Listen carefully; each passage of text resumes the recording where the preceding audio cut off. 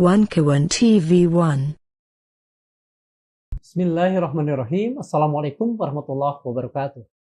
Sobat Mandilog, jika tokoh ini kami hadirkan 2 kali, mungkin akan muncul pertanyaan pada diri dan pikiran Anda semua. Tetapi satu hal yang harus kami tegaskan kepada Anda, Sobat Mandilog, kami, podcast kami Mandilog, tidak ingin hanya menjadi tempat orang melemparkan klaim, tetapi juga menjadi ruang kontraargumentasi yang berbasiskan hukum dan data. Untuk itu, untuk kedua kalinya kami kembali menghadirkan Bapak Lanyala Mataliti ke hadapan teman-teman Sobat Mandilog. Selamat bertemu kembali Pak untuk kedua kalinya. Assalamualaikum. Waalaikumsalam. Mudah-mudahan tidak kapok. Enggak. Pokoknya yang penting kita menyampaikan kebenaran. Intinya itu aja. Oke. Saya langsung aja, Pak.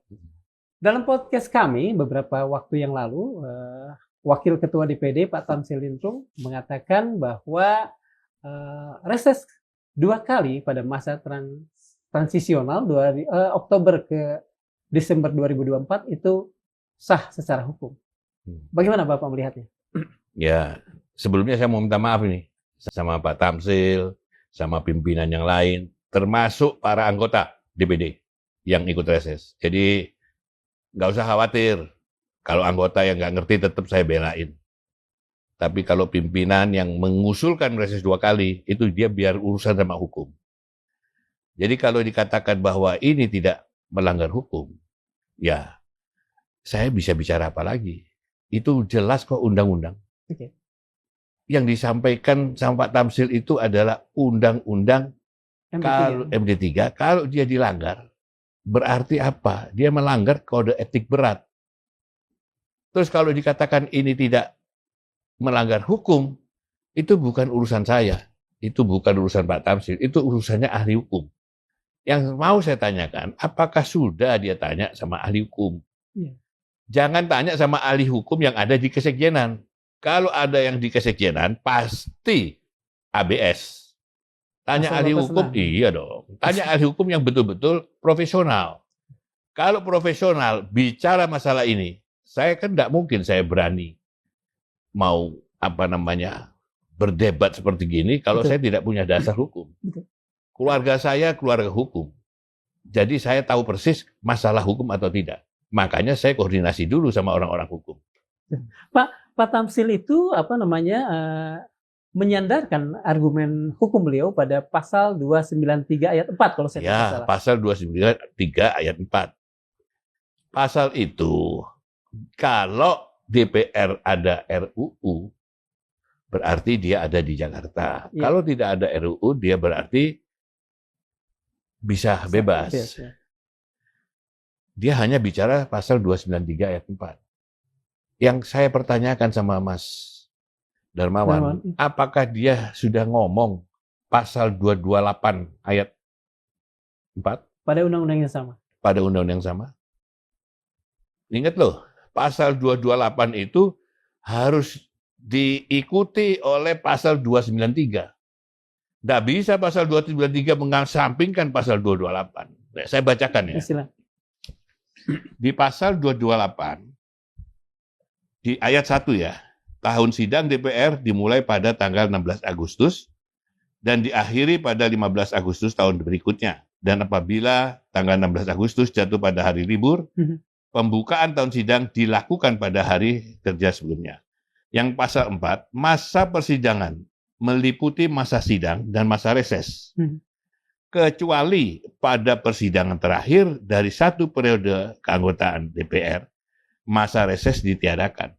Di sini tertulis keanggotaan DPR, ini saya yakin, ini pada saat bikin undang-undangnya ketinggalan DPD-nya. Tapi ini tidak bisa kita abaikan bahwa DPR aja berarti DPD tidak bisa. Nggak bisa begitu. Karena ini pasti kelupaan. Dan lagi, yang paling penting, bahwa ini sudah terjadi.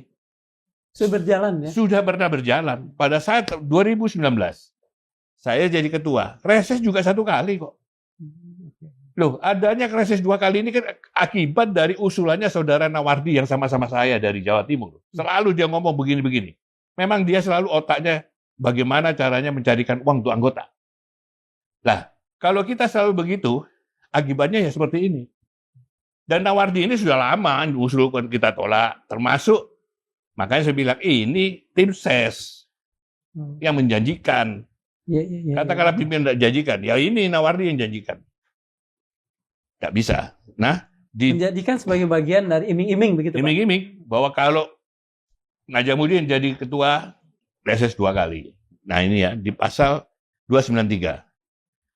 Di ayat 1, ayat 3, ayat 4.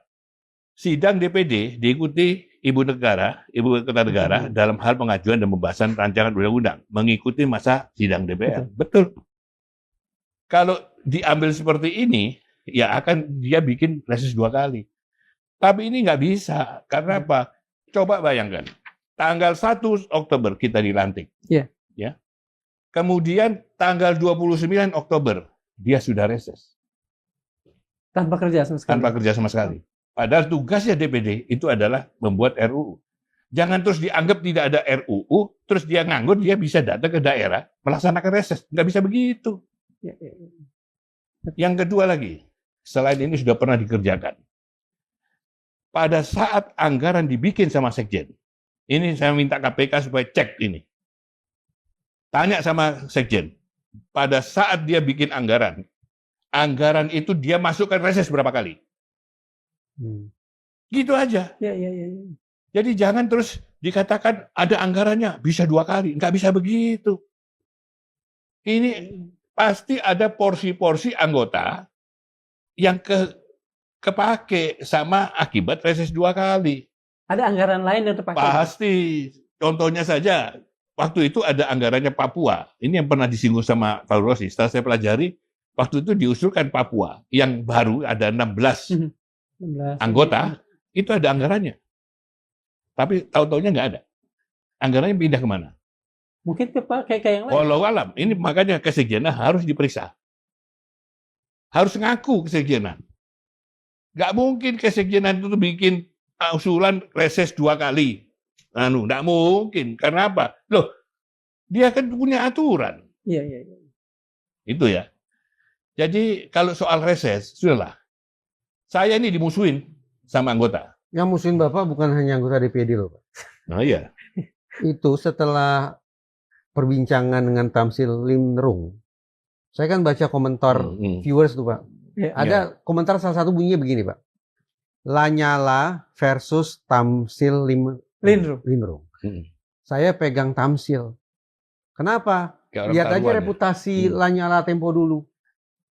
Netizen berarti tanda petik juga antipati loh pada Bapak, Pak. Iya, netizen tuh kalau netizen orang yang pro sama mafia sama orang yang anti mafia itu pasti beda-beda. Yang pro mafia pasti musuhin saya. Berarti Bapak yang mengatakan Bapak bukan mafia? Pada saat judi-judi itu, yang berantas judi pada saat sepak bola itu saya. Serius, Pak? Katanya aja, periksa aja track record saya. Lalu kenapa Bapak paling tidak di publik ya, di sebagian khalayak kok menganggap Lanyala Mataliti itu gelap gitu, Pak? Reputasinya itu kurang silakan. Buat saya bagus, gitu. Gitu. Kayak nggak ada urusan. Ini saya nanya ke Bapaknya deg-degan saya nih, Pak. Saya nggak ada urusan. Mau saya kotor, mau saya gelap, mau saya bersih, Pak, nggak ada urusan. Tapi ingat, Allah tetap mendaulat saya jadi ketua DPD. Saya tanya. Artinya apa? Loh, Allah memberikan saya kerajaan. Nggak mungkin Allah kasih kerajaan kalau orang yang nggak beres. Terus kalau saya dituduh macam-macam, reputasi saya, silakan cek. Nggak usah dibandingkan sama Tamsil. Kalau orang semua sudah tahu lah Pak Tamsil itu siapa. Saya belum tahu, Pak. Belum tahu, ya periksa aja. Yang soal teroris yang ditangkap di mana itu? Filipina. Di Filipina itu siapa namanya? Lalu apalagi? Satu, itu catatan Bapak. Terus yang urusan sama KPK siapa namanya? Putusan sidang Setia Novanto. IKTP maksud Bapak? Ya itulah, pokoknya saya nggak tahu lah. Pokoknya yang dibantah sama Pak Tamsil. Yang saya heran tuh dibantah sama Pak Tamsil, yang ngasih katanya Rafiq. Padahal yang saya baca di situ, Irvanto yang ngasih. Dibantah. Gimana? Ya tapi saya udah ada urusan lah sama Tamsil kok. Itu. Yang terakhir, ya anak sama saya gimana? Sudah enak-enak kita. Saya sebetulnya tidak ingin menjadikan isu ini sebagai katakanlah gontok-gontokan seorang Lanyala versus seorang Tamsil Limrung. Saya tidak mau begitu sebetulnya. Saya juga nggak mau. Iya, tapi kosakata Bapak itu kok kesannya jadi ada sesuatu yang sangat pribadi. Sangat pribadi. Pengkhianat memang. Politik kan biasa-biasa aja, Pak. Kalem, tenang. Sorry, saya tidak pernah jadi. Saya bukan orang politik. Pak Tamsil sendiri sangat menolak ketika kami mengkonfirmasi. Bapak disebutkan oleh Pak Lanyala sebagai pengkhianat. Menurut Pak Sabri tidak. Ya, dan Pak Tamsil mengatakan bahwa Bapak itu tidak memarahi Pak Tamsil. Justru Pak Tamsil tahu bahwa ada kemarahan itu setelah dia di luar lah. Siapa? Dia ada di situ. Ada Pak Nono, ada Bustami, ada Dirman Sori. Saya marah sama bilang, Pak Tamsil, ini tata tertib loh. Kok Anda mau rubah ke supil? Ada apa ini? Di satu sisi saya terima laporan, Tamsil sudah pertemuan dengan grup sebelah. Ini. Itu ini ya, calon-calon itu Pak? Calon paket gitu? Iya, masuk. Sendiri masuk Tamsil. Dan saya tidak pernah ngomong sama dia, yang menang nanti Pak Tamsil. Sudah, saya tidak pernah. Kalau soal itu saya tidak pernah ngomong yang menang. Yang menang suara terbanyak iya, tapi kan diadu lagi. Tidak bisa. Tapi kan bukan itu.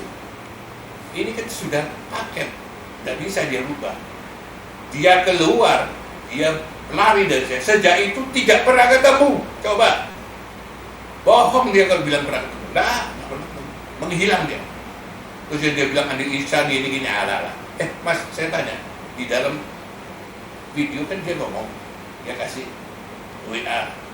WA-nya saya yang untuk Elviana. Sudah saya serahkan ke Mas Reza. Ingat nggak waktu itu? Iya, ada pernyataan seperti itu. Ingat. Kalau Reza ternyata saya terus Reza begini. Bukan ternyata. Karena kami punya reporter yang bernama Reza yang berhubungan dengan Pak Tamsil, kalau saya tidak salah. Dikasih nggak? Saya sendiri tidak dikasih.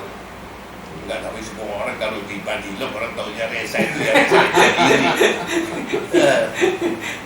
Oke Pak, begini. Tapi bagaimanapun kan reses sudah terjadi, kemudian yang paling jelas adalah blokir dibuka. Apakah itu artinya Kemenkyu juga sudah oke? Atau apa? Gimana? Saya juga dengar katanya sudah ada izin dari Menteri Keuangan. Loh, izin dari Menteri Keuangan yang mana? Coba sampai baca ini. Ya. Sehubungan dengan surat saudara permohonan pembukaan blokir automatic adjustment TA 2024 tahun anggaran maksudnya. Dengan ini disampaikan permohonan tambah anggaran dimaksud belum dapat disetujui dengan pertimbangan 1.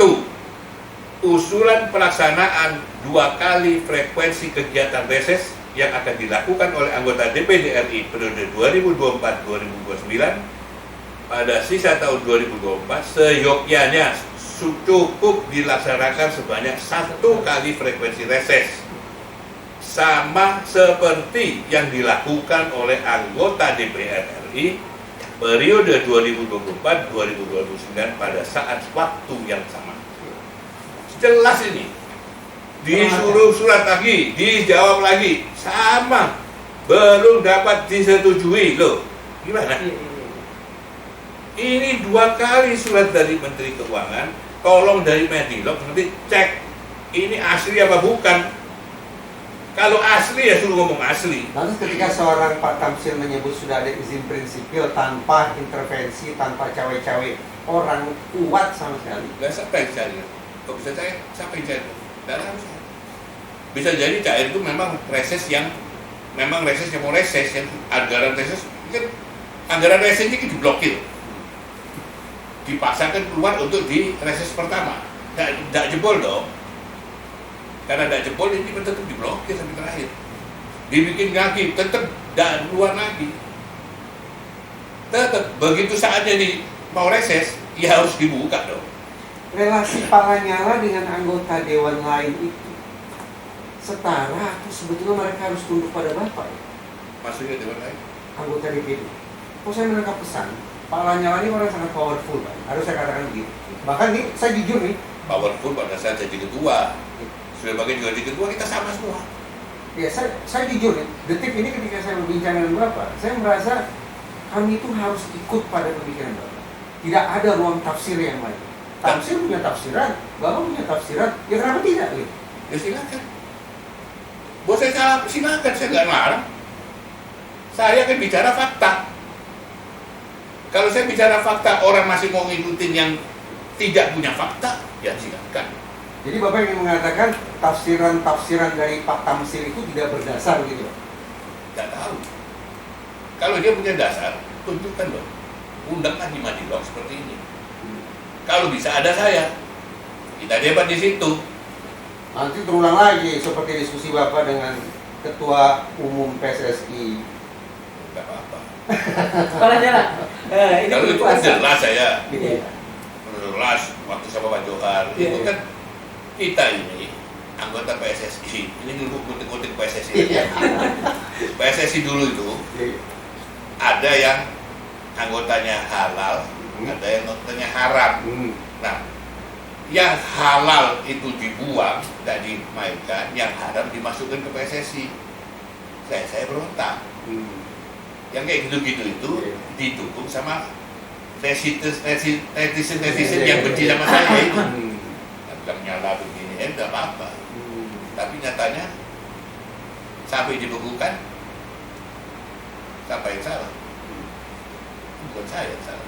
Pak, segera setelah podcast Bapak keluar, kemudian disusul dengan podcast Pak Tamsil keluar, ada netizen yang langsung menelpon saya, tidak melalui podcast, mengatakan gimana kalau misalnya Forum Keadilan menjadi mediator untuk melakukan mubahalah di antara kedua orang ini.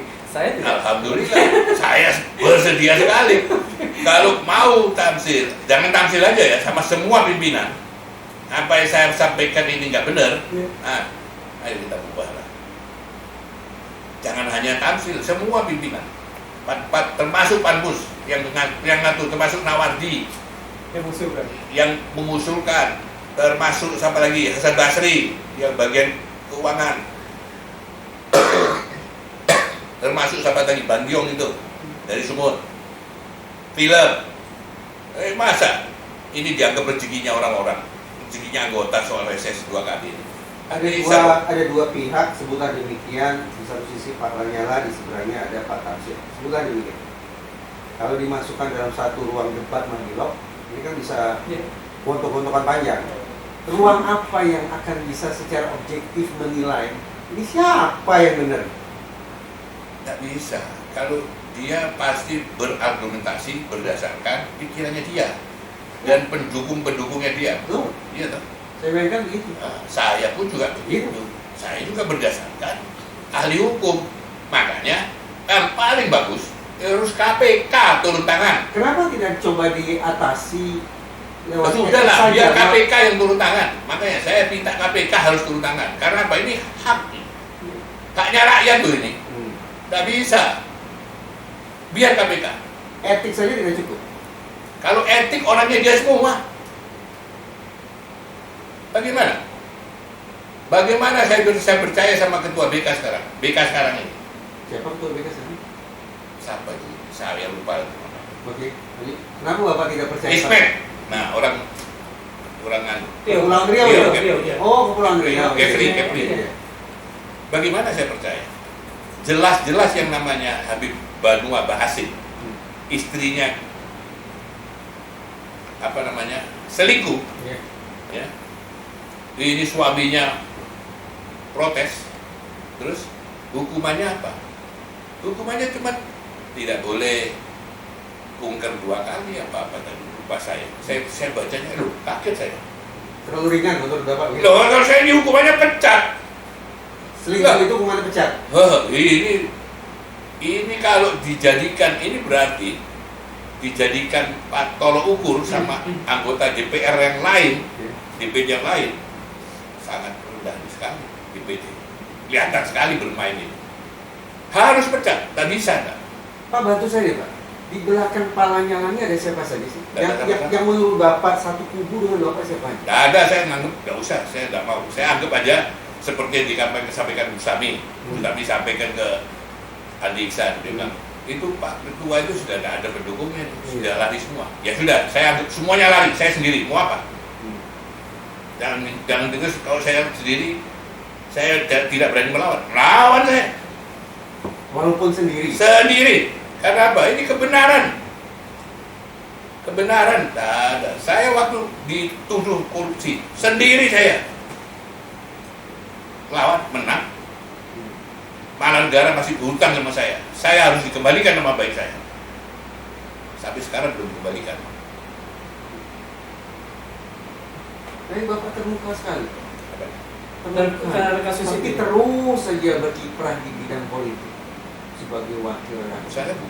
Saya bukan di bidang politik. Saya anggap saya membela rakyat, membawa materinya, misinya rakyat yang saya bawa. Saya ke Jakarta ini punya pendukung 3.100.000 ini. Pilihannya itu nyoblos bener.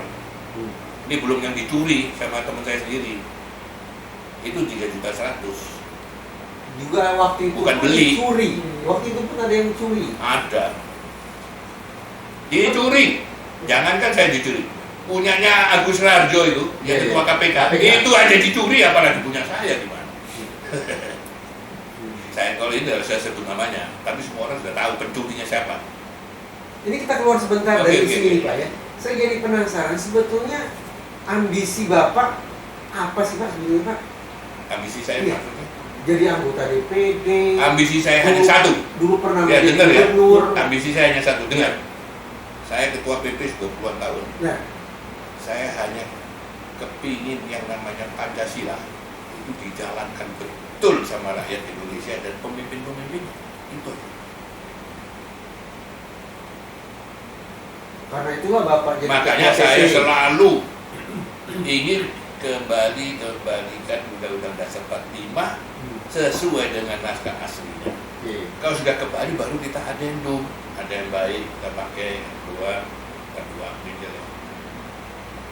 Pak, ini pembicaraan yang menarik, tapi mungkin saya ingin kembali ke yang tadi Pak. Kalau misalnya kasus ini lolos dan kemudian imbauan Bapak kepada KPK itu tidak kemudian didengar, apakah ini akan jadi jurisprudensi yang buruk di... Oh ya, rakyat tahu lah. Pokoknya saya sudah berjuang, Allah juga sudah melihat saya berjuang.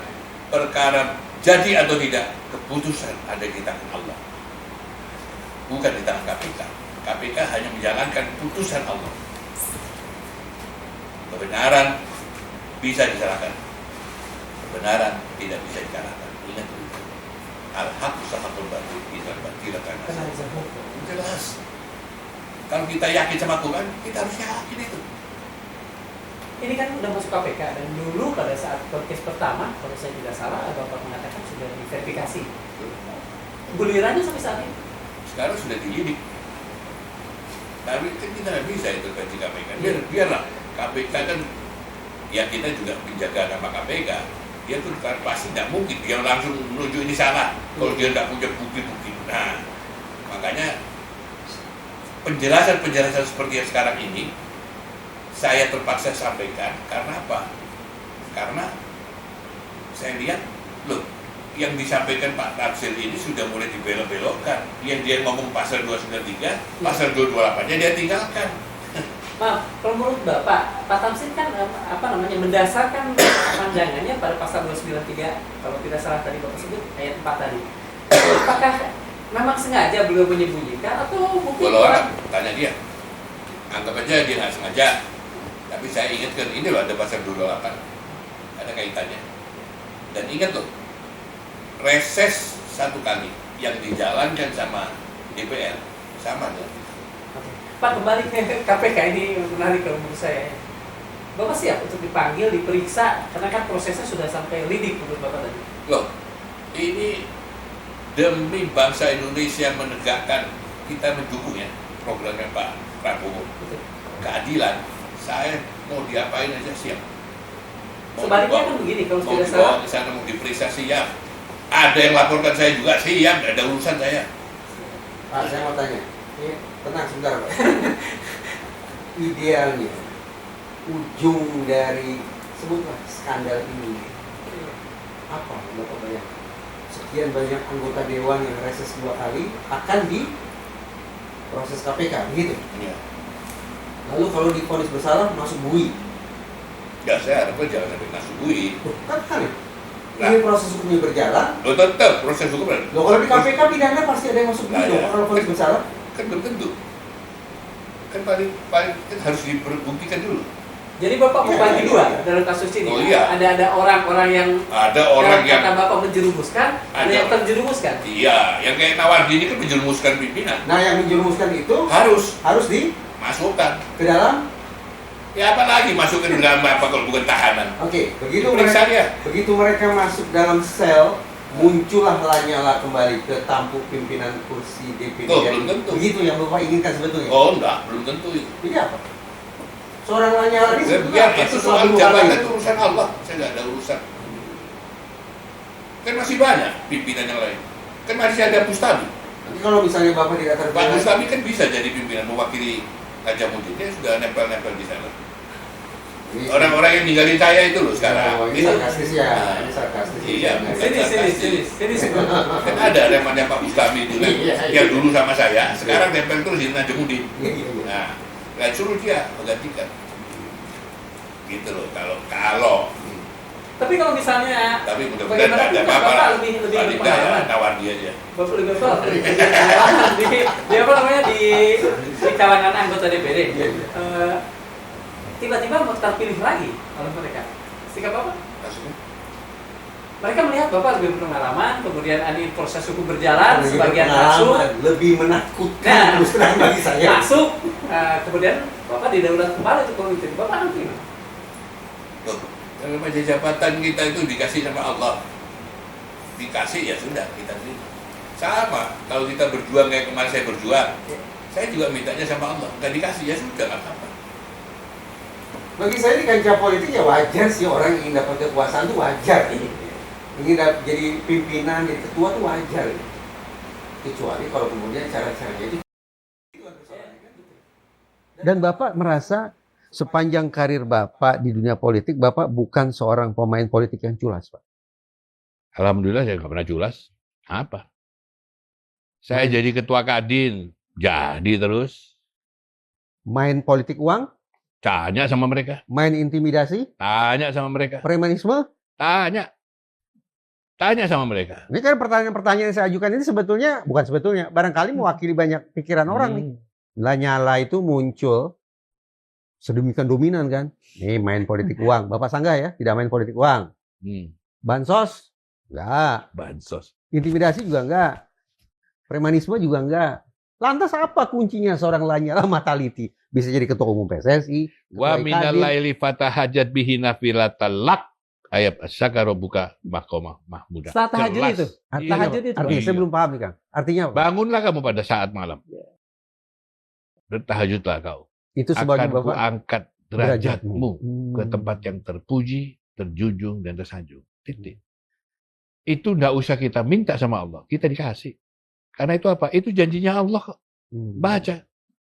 Selama 15 tahun ini, apa ada satu malam terluput, Pak? Oleh dia pribadi.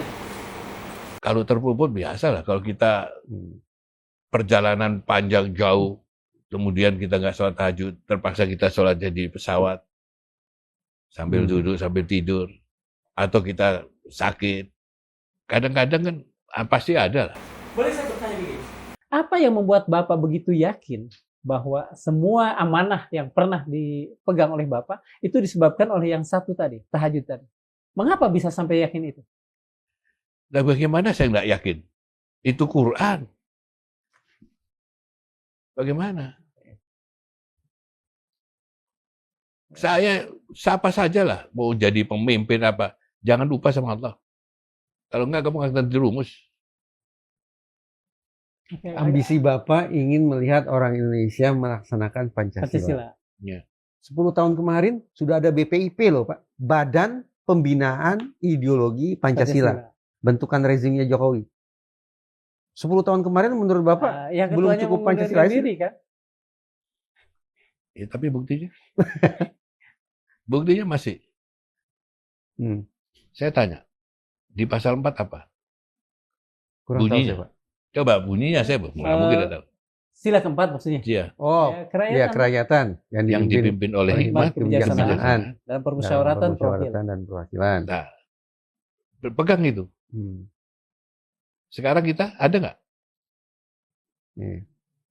Ada nggak apanya Pak? Ada nggak Pasal permusyawaratan dan 4 itu? perwakilan itu? Terrealisasi tidak gitu? Ada nggak? Bukan soal realisasi, ada apa tidak? Nggak ada. Mana? Kalau ada kan pasti ada musyawarah mufakat, omong-omong, terus MPR ini yang seharusnya lembaga tertinggi negara dinaikkan, ini malah diturunkan. Terus dianggap yang suara rakyat itu adalah suaranya yang langsung dicoblos. Selalu image dibuat seperti itu. Di satu sisi, orang yang ngerti justru ini pembodohan dan pemiskinan kepada rakyat itu sendiri. Dia cuma terima 100.000 paling banyak. Tapi kan ini hasil reformasi, Pak. Justru reformasi itu dirumuskan gimana? Kalau mau bicara reformasi yang benar, masih ada loh TAP MPR yang bunyinya tidak boleh ada KKN, ada nepotisme. Iya. Sekarang kenapa? Masih ada. Padahal itu belum dibubarkan. TAP hasil reformasi juga. Iya. Masih ada loh itu. Iya. Kenapa masih ada? Tapi kenapa masih ada orang, ya harus jauh-jauh orang sudah tahu siapa yang nepotisme, siapa yang KKN. Itu masih terjadi. Nah, bagaimana? Yang paling parah, saya keliling di 38 provinsi seluruh Indonesia. Dan saya keliling di bawah kabupaten kota, lebih dari 360 kabupaten kota. Melihat dengan mata kepala saya sendiri. Apa yang dilihat? Rakyat masih susah. Mana? Tapi maaf kata nih Pak, DPD kan saya pikir dinilai oleh banyak pihak bukan sebuah lembaga yang powerful, Pak. Dan memang nyatanya bukan powerful. Nah, artinya ambisi Bapak sepertinya hanya akan jadi isapan jempol saja, Oh, Pak. enggak. Kita tidak boleh pesimis ya. Kita harus memperbanyak amal saleh. Perkara amal saleh itu kita berhasil atau tidak, itu urusannya Allah. Kita tidak boleh bilang gitu. Mungkin sekarang belum nampak, tapi nanti kemudian baru akan nampak. Jadi jangan karena saya dulu, kalau saya lihat buku sejarah saya dulu itu dari bawah. Iya. Alhamdulillah saya bisa naik sampai di atas. Keluarga saya bukan keluarga ecek-ecek, keluarga terpadang di Surabaya. Iya. Cuman saya sengaja tinggalkan karena saya sengaja mau menghambakan diri saya sebagai hamba Allah seperti yang lain. Sekolah bayar sendiri, kerja sendiri, harus sendiri. Dan alhamdulillah terbukti. Jadi nggak semuanya bapak saya terus kasih saya makan, kasih saya minta dikasih, enggak, saya berjuang. Jualan buku di pinggir masjid. Jualan buku keliling di dosen-dosen, biasa saya. SMP, SMA saya sudah jualan makanan kecil. Nggak ada masalah. Itu berjuang. Jadi sama juga seperti yang ini. Oke Pak, dalam perjuangan DPD ini. Tadi Kang Reja mengatakan bahwa DPD masih kurang powerful. Iya. Sistemnya seperti itu. Sementara Bapak cukup optimistis pada suatu saat DPD ini akan powerful. Oh iya. Lewat jalan seperti apa? Lah ya itu. Pengubahan sistem? Kembali kepada Undang-Undang 45. DPD ini kan dipilih rakyat. Kan selalu dikatakan bahwa DPD mewakili daerah. Yeah. 4 orang mewakili daerah. Tapi sebetulnya dia mewakili rakyat. Karena apa? Yang milih dia kan rakyat. Yeah. Nah, tapi dia tidak bisa bikin undang-undang. Tidak bisa ngapa-ngapain. Makanya saya usul anggota DPD seluruh Indonesia ini bergabung ke DPR. Bergabung di satu lembaga yang namanya satu kamar saja satu lah ya. kamar. Okay. DPR itu dari partai politik, DPD dari independen. Daerah. Jadi kita ini sama-sama anak daerah yang mewakili rakyat, yang dari betul-betul independen. Berjuang dia membuat undang-undang. Ayo kita sama-sama. Artinya selama ini masih sangat banyak anggota DPD yang juga nggak ngerti. berbau partai gitu. Ya sudah jelas Pak. Kemarin kan ngaku si Tamsil. Kan saya dalam hati saya lihat, aduh, ini buka kartu ini orang. Kan ada yang dukung kita ini orang partai ini. Ngaku dia. Mudah-mudahan akan datang nanti. Itu yang namanya rakyat Indonesia di tiap dapilnya. Jangan pilih orang-orang kayak begini yang mewakili partai. Akibatnya apa? Orang yang independen dikorbankan. Mudah-mudahan Madilog ini disebar seluruh Indonesia, dibaca. Jadi jangan pilih lagi orang-orang yang sudah berpartai ini. Diadu sama partai. Kadang-kadang nggak dikasih. Kamu pilih sini. Kamu jangan ke Lanyala. Kalau enggak, kamu enggak saya kasih keluar rekomnya. Ini model apa? Pemaksaan ini. Dia lupa bahwa ini kita semua dicatat sama malaikat. Satu waktu kau akan kena nanti. Nah itu. Kang, saya mau tanya tentang surat ini ya, karena Pak Tamsil itu kan menyebut sudah ada izin prinsipil dari Kementerian Keuangan. Mana? Sampai detik ini tidak ada. Kan beliau bukan orang bodoh juga, Pak, untuk mengatakan kalimat begitu, Pak. Lah, buktinya dia bisa bohong. Oh, menurut Bapak beliau bohong? Bohong. Bukan yang soal saya aja dia bohong. Pak Tamsil ini dulu, saya nggak sama dia. Dia sudah keliling dulu untuk jadi ketua. Asal tahu aja. Padahal itu sudah kasih deposit untuk yang mau maju ya, karena kamu berjuang. Dikasih. Kok tahu-taunya begitu sudah Anies kalah, saya perjalanan ke mana? Maroko. Dia duduk di sebelah saya. Ngomong.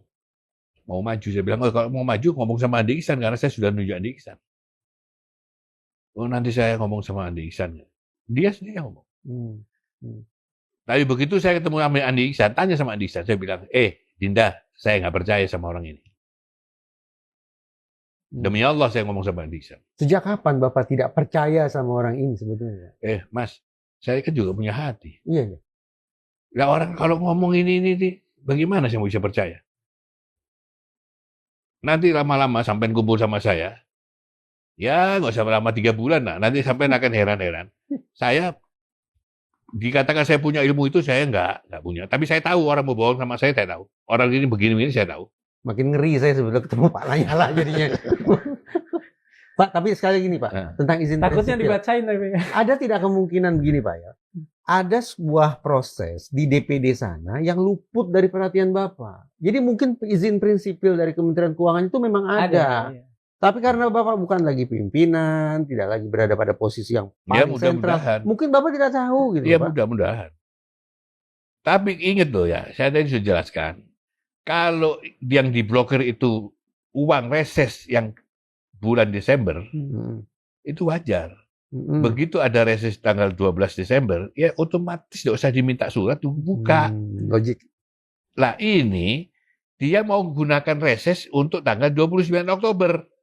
Pakai uang yang di situ, ya tidak mungkin buka dong. Ini nanti, kalau sudah diperiksa sama KPK pasti akan nanya. Makanya saya bilang sama KPK, jangan lupa tanya sama Sekjen, waktu dia ajukan anggaran RAPBN untuk 2024-2029, ada nggak reses 2 kali? Udah, itu aja jawabannya. Itu kalau tidak ada, apalagi? Ini salah satu alat bukti. Ada ya, berarti ada anggaran lain yang dipakai tadi kan? Pastilah. Kan sudah disampaikan sama Oni Hairudin. Ya, kalau saya bacakan di dalam ngeri saya ini kalau saya baca ini. Pak Lanyala kan adalah ketua DPD tahun 2019 sampai 2024. Kalau saat itu memang tidak terjadi, Bapak kan waktu itu reses sama sekali ya untuk ini. Kalau misalnya saat itu terjadi, kemudian kasus seperti ini dihadapi oleh Bapak, apa yang akan Bapak lakukan? Saya kembalikan uangnya. Saya tetap kembalikan bahwa saya sudah keluar duit ya. Iya. Terpaksa saya harus ganti, saya kembalikan. Saya pasti kembalikan, karena salah kok. Pimpinan yang sekarang ada kemungkinan nggak melakukan? Walau alam, tanya dia. Kalau saya pasti saya kembalikan. Dan ini pasti diminta kembali. Oke. Dan kembali pun tidak sekedar kembali kan ya, tetap ada hukuman. Iya, tidak menghentikan pidananya. Tidak Di menghentikan pidananya. Malang, kabupaten, kabupaten, 45, Betul. sisa 1 karena sakit. Yang 44 masuk semua. Hanya Dipindah gara-gara uang seperti kayak gini-gini. Iya. Gila kan? Di Sumut, di Lampung, banyak kejadian. Di Jambi, banyak contohnya. Artinya Bapak masih tetap optimistis tidak akan bergulir dan kemudian hasilnya seperti yang tadi Bapak katakan. Masuk sebagian. Terutama pimpinan. Ya pasti yang masuk, ya pasti masuk itu ya yang ngusulkan itu. Karena dia mempengaruhi pimpinan, itu harus pinter-pinternya pimpinan melempar penyakitnya ke dia. Karena dia yang bawa penyakit kan. Iya. Nah, si pimpinan itu sebetulnya sudah bagus dia. Tapi dia salahnya, dia lempar lagi. Sudah dijelaskan sama ONI. Di sini kan sudah dijelaskan sama ONI. Itu sekjen ya? Sekjen. Iya. Kemudian diputuskan, jangan dianu dulu. Iya. Nampak sekali gitu, sebetulnya dia ngerti. Kita stop dulu, kita lempar dulu ke anggota, ke panmus yang lain. Nah, akhirnya Ini di nanti musyawarah saya ya? bawa Musyawarah aja. ya? Ini rapat pimpinan. Ya, rapat pimpinan. Panmus. Ya. Loh, jelas kok. Dan ini ya, di masa periode 2019-2020, di reses itu hanya 4 kali, bukan 5 kali. 5 kali. Tetapi di 2024-2029 resesnya 5 kali. Kebalik-balik ini. Iya. Dan ini KPK nanti pasti dia juga tidak mungkin tidak nanya sama DPR, pasti ditanya DPR-nya. Pak Tamzil kalau di sini bilang, oh saya sudah koordinasi sama DPR. Nawardi juga begitu, Hasan Basri. Ini nggak bodoh KPK-nya, dia pasti nanya sama DPR. Dia juga pasti nanya sama Menteri Keuangan, dia juga pasti panggil sekjen. Sebentar Pak. Pak Nawardi, Pak Tamzil mengatakan sudah berkoordinasi dengan DPR. Bapak percaya? Nggak percaya? Kalau ketemu ngomong-ngomong ya biasa. Yeah. Tapi kalau sampai ke sini, nggak mungkin. Nggak yakin. Saya juga nggak yakin itu kalau si Dasko ya, yang intervensi. Saya sudah bicara sama Dasko. Saya bicara, dia bilang, saya nggak ngerti mas. Saya gitu-gitu. Najamuddinnya mau ketemu sama saya 3 kali, saya bilang DPR ini juga diblokir. Sebentar, Bapak bicara dengan Dasko kapan? Setelah obrolan kita tempo Setelah hari? kita obrolan. Setelah obrolan di Madilog tempo hari, Iya. Bapak komunikasi dengan Dasko? Iya. Bapak yang kontak Dasko atau Dasko kontak Bapak? Dia balas WA ya, balas ini, apa namanya? Ya itu. Kan judulnya waktu itu sangat ini. Dia balas. Jadi dia mengontak Bapak via WhatsApp, tertulis gitu ya? Apa isinya Pak kalau boleh bukan tahu? anu. Oh, rekaman suara. Rekaman suara. Oke. Iya mas, itu betul. Nggak usah takut sama saya. Betul dia bilang. Bener, nggak usah takut. Ngapain kok takut sama saya? Itu. itu dikatakan dengan nada menyindir atau? Enggak nyindir. Jadi ringtone. Saya sama Dasko ini juga deket. Gimana? Sama dia sini sudah sering. Oke. Biasa-biasa aja. Ada 2 susunan kalimat Bapak yang bagi saya inilah watak seorang Lanyala Mataliti. Pertama, di episode sebelumnya. Siapa itu Dasko? Iya. Di tayangan lain, Pak, sekian tahun silam, Bapak juga pernah mengatakan, siapa itu Prabowo? Kenapa sih Pak harus pakai kalimat begitu, Pak? Ya tahu, tanya sama saya itu kan Itu spontanitas. Bapak, Pak. Spontanitas keluar. Berarti apa? Berarti lingkungan saya kan semuanya siapa. Biasa itu. Itu ada unsur merendahkan. Siapa sih Prabowo? Siapa sih Dasko? Atau misalnya gini. Jadi kita sebuah pertanyaan jujurnya, siapa sih Dasko? Karena Bapak tidak tahu. Misalnya tidak tahu biografinya. Enggak lah, intonasinya bukan ke situ. Oh iya, intonasinya yang pertama. Kayaknya kesannya yang pertama, Pak. Yang pertama apa? Ya itu. Ini masalah kuat-kuatan. Oh. Kalau saya sih soal kuat-kuat gini loh. Apa ya? Saya ini sudah biasa digertak-gertak sama orang itu. Biasa ya, Pak? Sudah biasa. Ditakut-takutin itu biasa. Karena saya sudah biasa, akhirnya semuanya hilang. Mati rasa nih, Pak. Nah, mati rasa. Jadi yang ada saya berani. Pertanyaannya, mohon maaf. Bapak kan sekian puluh tahun di PP. Ketika Bapak mengatakan PP itu apa? Pemuda Pancasila. Oke. Ketika Bapak mengatakan tadi, saya sudah biasa digertak. Saya ingin bertanya, apakah tidak sebaliknya? Saya sudah biasa menggertak. Enggak, saya nggak pernah. Saya jadi ketua PP itu jadi orang yang santun. Tanya semuanya. Enggak lah. Seperti sama aja. Mas Sabto kan orangnya santun. Iya, Nggak pernah dia mau. Yang suka marah-marah kan anak buah. Yang anak buah kan di luar kontrol kalau kita. Saya jadi penasaran, Pak. Waktu Bapak dulu masuk tahanan kejaksaan, Pak. Apa sih perasaan Bapak? Ya ujian. Ya saya tahu itu ujian. Perasaan Bapak apa sih berhadapan dengan ujian seperti itu? Masuk sel. Biasa aja. Rasakanlah sendiri kalau ini. Coba Saya pernah masuk Ya kan, kita kan satu korps kan gitu. Sama alumni kan. Ini lebih parah, Pak. Ini dapat ijazah malah.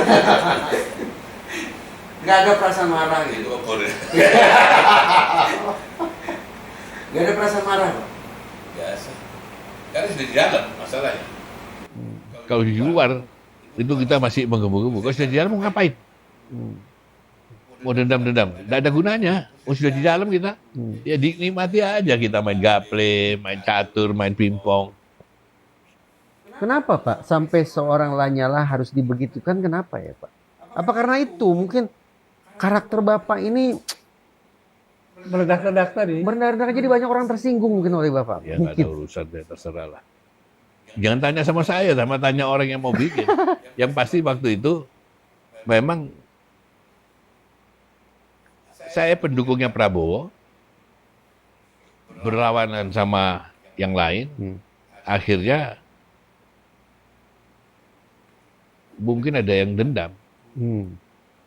Nah, Nahrawi pada saat itu ikut pendukungnya Jokowi. Mungkin dia juga dendam juga sama saya. Waktu itu, tapi nggak tahu lah. Kalau dalam... Akhirnya dia kan juga dapat ya. Dapat hadiah dari Allah, lebih parah dia. Saya dikerjain 7 bulan, dia hadiahnya 7 tahun. Nah, kan lebih parah. Pak, kalau dalam soal ini, soal pencalonan gubernur waktu itu ya? Gubernur. Saya ingin tahu perasaan Bapak waktu itu. Bapak sudah sekian banyak mendukung Prabowo, kemudian pada saat mau mencalonkan dimintai mahar yang besarannya begitu fantastis. Apakah itu di sana ada perasaan marah atau apa ketika diperlakukan? Ya kaget aja, kalau itu sih kaget. Kan saya selama ini kan sama-sama dia. 2008 Megapol kita sama dia. Iya tuh. Tahu-taunya diminta kan kaget ya. Nah itu sudah masa lalu lah, nggak usah diungkit-ungkit lagi. Jadi diungkit lagi marah dia. Lagi omong-omong terus ya. Pak, kalau boleh saya silakan. Berarti ujung dari huru-hara reses 2 kali ini, hitung-hitungan Bapak, proses hukumnya akan berlanjut.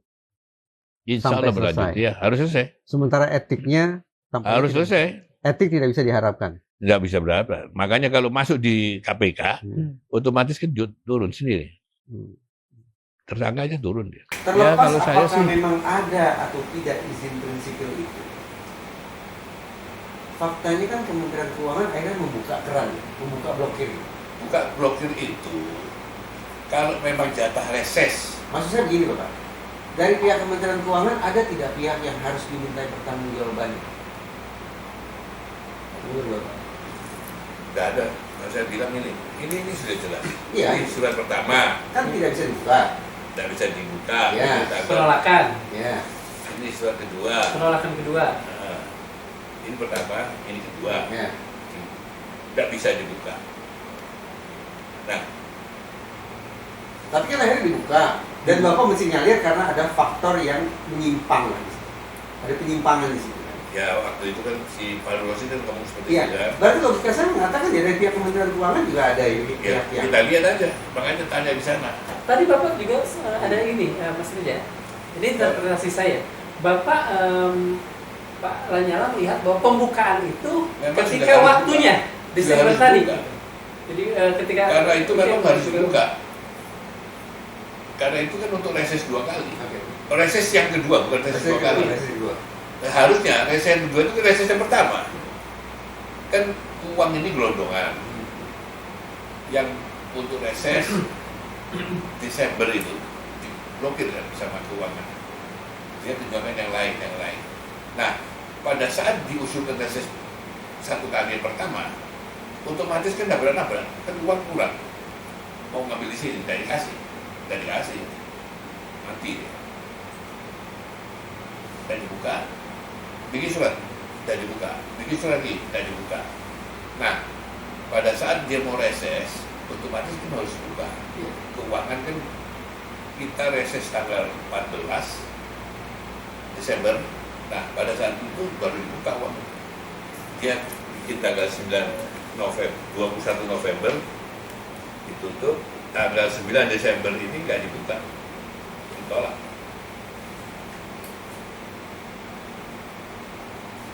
Ini ada malah dinotulensi kepala biro.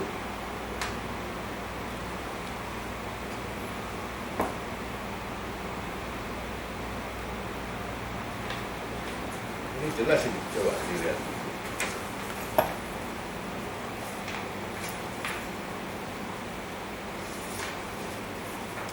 Ini masa sidang 1, 2, 3, 4. Ini masa sidang yang anggota baru. Tapi yang punya kita masa sidang pertama. Yang itu ini. Oke. Iya. Kegiatan di daerah. Ini reses pertama kali. Oke. Ini reses kedua, 3, 4. Yang ini, tuh, 1 Oktober, 28 Oktober, langsung sidang. Pak Notulensi di sini ada pemikiran dari Wakil Ketua Bidang 1 DPD RI, yaitu Pak Legend TNI Marinir Purnawirawan Nono Sampono. Artinya begini, saya bacakan nih Pak ya. Iya. Ini masuk akal nih menurut saya nih Pak. Kalau menurut Bapak selaku anggota Dewan, bagaimana Bapak menilai kalimat ini? Katakan, mau tidak mau kita patokannya adalah DPR, betul ya? Iya. Patokan DPR kan? Sesuai MD3. Ya, sehingga kita masih berharap ada perubahan dari DPR. Iya. Sehingga kita masih bisa 2 kali reses, kalau DPR ada 2 kali reses. Iya. Iya. Namun apabila hanya sekali reses, maksud DPR tetap hanya Iya. sekali reses, Kita ikut. maka kita alokasikan yang 1 reses lagi untuk Undapil.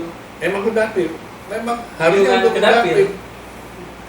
Undapil itu memang untuk kunjungan daerah dan ini haknya anggota, gitu loh. Memang Undapil, ini Undapilnya hilang, Undapilnya hilang. 2 hilang. Iya. 2 itu sama dengan sekitar 160. Kunkernya juga hilang, kunjungan kerja.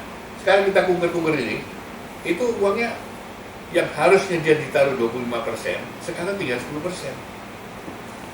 Nah, itu. Bapak yakin itu berkaitan dengan masalah Ya. pendanaan reses ini ya? Pasti, nggak mungkin tidak. Pasti. Pak, kata akhir lah. Entah itu imbauan pada teman-teman anggota DPD yang terjerumuskan atau mungkin kepada pimpinannya yang menjerumuskan. Silakan. Kalau misalnya ada. Ya kalau saya sih untuk pimpinan ya siapkan aja alasan semaksimal mungkin kalau memang bisa untuk apa namanya melawan fakta ya. Iya. Melawan fakta ini fakta yang sudah dikerjakan. Iya. Silakan. Kalau saya kan hanya sengaja apa namanya menyampaikan soal kebenaran. Bukan saya tidak suka sama pimpinan atau tidak, atau sama Nawardi tidak. Tapi saya tidak bisa melihat sesuatu yang negatif terus kita diam, tidak boleh. Dosa. Makanya saya hanya mau sampaikan. Nah, mudah-mudahan pimpinan punya acara sendirilah untuk dia bermain supaya dia benar. Yang buru-buru itu tuh saja. Enggak, benar. Pak, Maghrib masih jauh. dari pimpinan sudah ada komunikasi belum Bang? Saya sama Najimudin WA terus. Saya selalu bilang atasi itu. Selalu. Respon? Beliau konsultasi ke Bapak mencari jalan keluar. Oh, dia nggak pernah konsultasi sama saya. Jadi? Saya intinya cuma kasih podcastnya kita, Ya. tak kasih, saya bilang atasi ini, saya bilang. Respon beliau. Oh iya kan dah ini. Ya udah, cuma gitu. Kalau kita undang. Harus bukan ini pernah. Hanya Tidak respon. belum Saya belum tahu. Berarti Mungkin Madilog pernah mengontak. laporan yang sampai kepada saya pernah dikontak, Nggak berani. Mengontak sebagai Sultan Najamuddin. seperti kayak kita juga mengontak Pak Tafsil yang kemudian beliau oke. Lalu Pak Sultan meresponnya apa? Belum ada respon. Sama sekali tidak merespon. Nggak ada. Menolak pun tidak. Nggak ada. Belum ada respon. Paling tidak saat itu dan apa yang sampai ke saya. Jadi tidak bisa kemudian itu dipakai untuk hari ini ya. Iya. Kita akan terus berusaha karena bagaimanapun ini ruang tempat semua orang bisa katakan saja mengeluarkan hujahnya lah tentang apa yang mereka lakukan. Kepalanya udah, tangan meja, silakan. Itu tadi untuk pimpinan belum kan dia bisa. Terus kalau anggota, ya saya tetap punya komitmen untuk bela anggota. Karena apa? Anggota itu nggak ngerti. Apalagi baru ya. Baru, yang lama aja belum tentu ngerti anggota. Pasti saya bela mereka. Karena kenapa saya bela? Memang saya tahu persis dia nggak ngerti. Yang ngerti itu justru Nawardi. Dia usul terus reses 2 kali. Pak, nanti kalau misalnya Bapak sudah melakukan itu, bukan begitu, Bapak berjanji akan katakan saja mensupport teman-teman yang terjerumuskan ini. Tiba-tiba mereka bilang, Pak Lanyala, you are never walk alone, gimana? Kalau begitu. Ya udah, nggak usah mimpi dulu. Kita selesaikan dulu ini biar reses ini. Karena ini dampaknya, ini kayak domino. Iya. Ini duit ngambil dari sini, nanti ambil lagi di sini lagi, ngambil dari sini, akhirnya kurang terus loh ini. Kok saya malah mendengarnya kurang enak, Pak. Apa? Saya atau Bapak ini Iya. akan berkomitmen tetap melindungi anggota karena mereka tidak tahu. Iya. Kok saya menangkap kesan Bapak justru ingin melindungi mereka dari proses hukumnya yang mungkin akan mengarah kepada mereka. Justru itu kita melindungi, kita bela. Karena mereka tidak ngerti. Ya kalau yang namanya orang tidak ngerti kan dia paling tidak hukumannya disuruh balikan uang, disuruh kembalikan uang. Nah, jangan sampai ada hukuman fisik, kasihan dong mereka. Nah, pasti itu aja, hukuman uang kembaliin. Itu udah anggota juga sudah senang. Bapak punya link di KPK? Saya nggak punya link KPK, tapi kita punya link. Untuk masalah hukum ini kan kita bisa jelasin ke KPK kan. Nanti kita bela mereka. Tapi saya rasa KPK juga nggak galak-galak amat. Kecuali sama orang yang usul-usul yang 2 kali ini kayak Nawardi, Hasan Basri, yang kayak gini-gini yang nggak boleh. Pimpinan ini sebetulnya nggak ngerti apa-apa sebetulnya. Saya bilang nggak tahu apa-apa. Cuma karena Nawardi aja sama Hasan Basri itu. Nama Nawardi disebut Pak Lanyala berapa kali disebut? Iya, harusnya beliau klarifikasi. Iya. Iya, tak apa. Termasuk dia, logikanya mana? 1,7 juta suara di Madura bisa semua ke dia dari mana? Kalau nggak nyolong, ayo. Ini on loh Pak. On, nggak apa-apa. Tanya sama Pak Agus Raharjo itu. Pak Agus Raharjo itu sudah ngomong dia, wah dikerjain, minta data sama saya, sudah lah Pak, tenang aja. Ini kriminal ini. Oh iya, nggak apa-apa. Panggil tuh Nawardi. Udah, baru ya, kepalanya. Sobat Madilog, demikian perbincangan kami. Kami yakin Anda bisa mengungkapkan apa yang sudah kami bicarakan, mengambilnya dari endapan yang jernih tadi untuk menentukan bagaimana sebetulnya duduk perkara usut masainya reses di DPR ini. Assalamualaikum warahmatullahi wabarakatuh.